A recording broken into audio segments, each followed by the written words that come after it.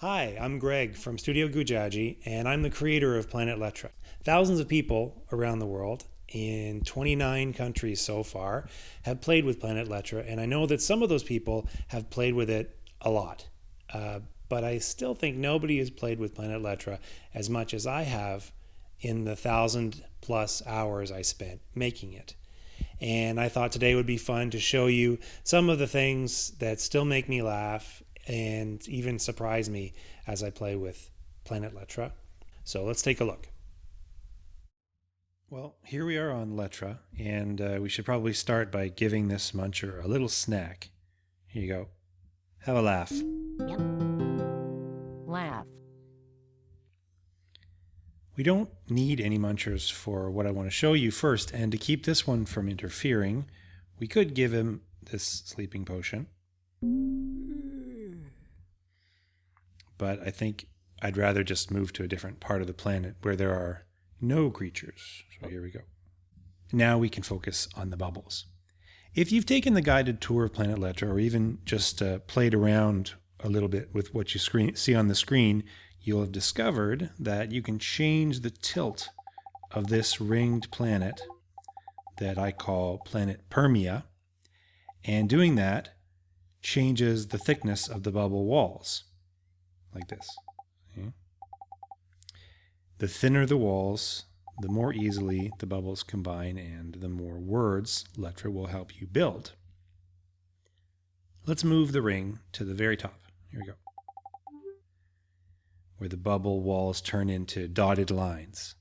There. Two of my very favorite things happen when the bubbles are like this. First of all, now the bubbles can come together to make about 100,000 different words. And to give you an idea of how many that is, most English speakers only use about 10,000 different words in everyday speech. So 10 times as many different words can form. And what that means is that the bubbles will come together to form all sorts of rare and exotic words. Juncty. And you don't have to play very long before Junctio. it forms a word that you've never seen before. Rug. See, rug we know, but what's it going to make now? Erugo. Honestly, no idea what that means. But, you know, discovering new words is exciting. So for me it is. Anyway, and every time I play with Lettra, words appear like erugo that I have never seen before, and sometimes I'll just take a minute to go and look the word up in the dictionary and learn what it means. Other times I just read it and turn it over in my mind for a moment, you know, just to, like when you find an interesting shell on the beach or a leaf and you stop to admire it, and then I move on. But it's always interesting to see the words that Lettra will form and that I don't recognize. But if they're orange, that means that they're part of Lettra's list of 100,000 some odd words, which are, you know, they're real words. And that's how they're usually written. The other thing that I love to do is to touch two bubbles at the same time and make them combine. Because when the bubble walls are like this, when the bubble walls are dotted lines like this, Lettra reads every bubble that you make this way. So normally it only reads orange bubbles, or which are the real words that it knows, or any bubble that you double tap. Now you take Dopa. two bubbles and you bring them together, and it will read whatever forms. Dopapuz. And that just cracks me up every single time. Doppelpuzzlet. Macaridit. Irugamacaridit. Irugamacaridit tupapuzzlet. So, as you can see, that always cracks me up. It's silly and it's fun, but it's also interesting because the computer is trying to use the same rules that that you and I use to figure out how these crazy words might be read. Sometimes the computer and I don't agree, but I'm always interested to hear what the computer comes up with, because, like when kids are learning to read, they'll often mispronounce words, but in some way that makes sense if you think about it.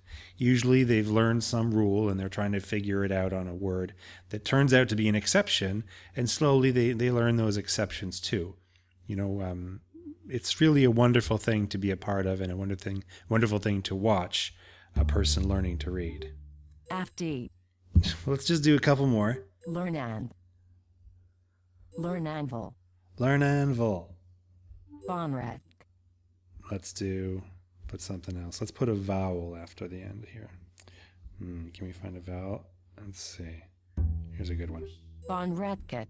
Bonretket. So that's going to be the last word that we'll look at in this section. I could just do that for a very long time. But I want to show you one other thing.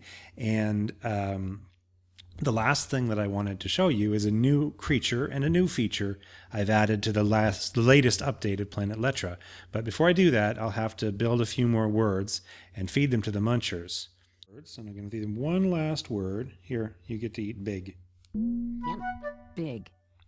And now we're going to head over to a new area with this down arrow creature. See, if we throw the bubbles around here, he doesn't seem very interested in any bubbles, but if we touch it, away we go down into the belly of Planet Lettra, and here we find all the words our creatures have eaten since we started the game, since we started this session of the game. So there's laugh, you can see, here it is. And let's double tap it to hear it again. Laugh. What's even more fun down here is that you can rearrange the bubbles. So, for example,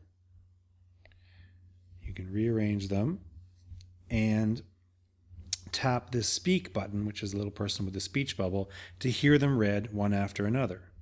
You like to laugh at my nose big. So that's fun, and you can make silly sentences like this one, but there's something that I like to do that makes it even funnier. You can change how quickly Lettra speaks, fortunately, because that was pretty slow. You can change how quickly Lettra speaks by sliding the speak button left or right. So let's try it. You like to laugh at my nose big. Oh, that doesn't sound right, does it? Let's fix that. There. Now, I'm going to give you one last little trick, which is if you touch the speak button while Lettra is talking, you move it and then let go, Lettra will start reading the bubbles again, but this time it will sound more like it's reading a sentence instead of just separate words. So let's give it a try. You like.